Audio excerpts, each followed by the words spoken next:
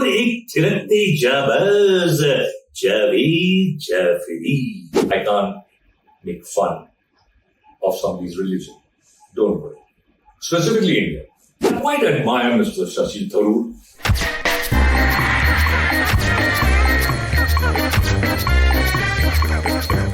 Hi, this is Jaaved Jaaferi for Brut. I don't trust Indians. Favorite actor?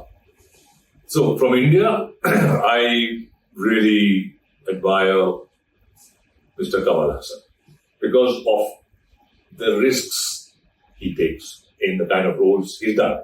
In the West, I've admired a few people. Dustin Hoffman. In recent times, Christian Bale, again, is a really good actor. Favorite dancer? All time, there were two. So one was Gene Kelly and one was Fred Astaire. So these two, I grew up watching them. In India, I used to actually love Shami Kapoor Sahib. Not that he did a lot technically, but it's just that every part of him moved to the beat. Favorite comedian? Film-wise, yes, Chaplin. And in India, Mahmood Uncle and my father. Politician? In recent times, I quite admire Mr. Shashi Tharoor for his stand, his dignity, his approach to certain things. I also admire Mr. Kejriwal for certain things he's doing. You'd contested an election in 2014. Is that something that you plan to do again in the future? No. I'll tell you why. I came in because I was excited by there being a third front, and I felt it was required because the narrative was just becoming stagnant. It had just, we didn't have a choice. It was either this or that. And, somebody who wanted to bring a change in the system, and I was excited. And I said, okay, let me be a part of this change. The qualities required to be a politician, like you have to be thick-skinned to the core. And the diplomacy there is, so I just felt I'm too emotional. And मुझे लगा कि ये मेरे बस की बात नहीं. So I don't think I will come back into politics. I support good politicians who want to do things, want to bring about a change. Every individual who votes has a responsibility to do a little bit of homework, to check out what's happening, what do they think, what are the agendas, what are the intentions. I think it's very important. You can't get swayed.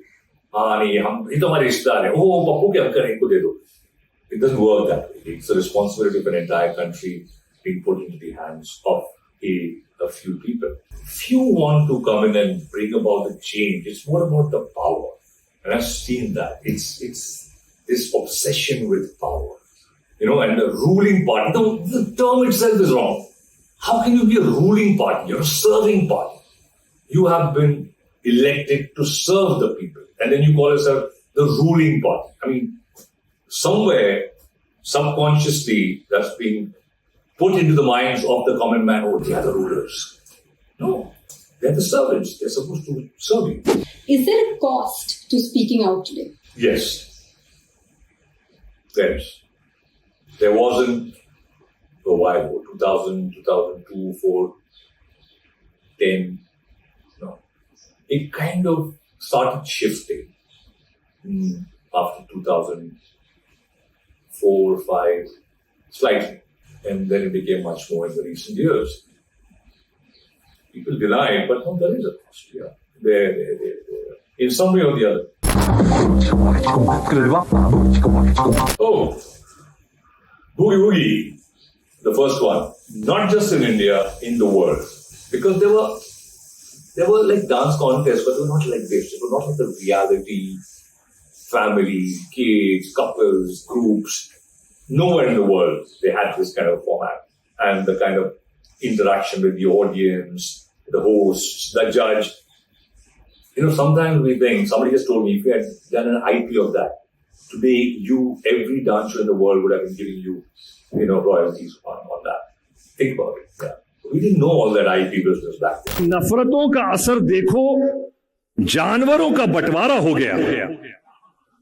नफरतों का असर देखो, जानवरों का बंटवारा हो गया. गाय हिंदू हो गई और बकरा मुसलमान हो गया. I think stand-up has evolved. become closer to what the original concept of stand-up used to be in America, and obviously it evolved from America. We have to have a certain meter within us. You have to have this little marker, sensor within yourself. I can't make fun of somebody's religion. Don't worry. Specifically India. Religion is a very sensitive thing. I can't insult somebody's religion or faith. Don't go there. I don't need to go there. There's enough of material outside of that.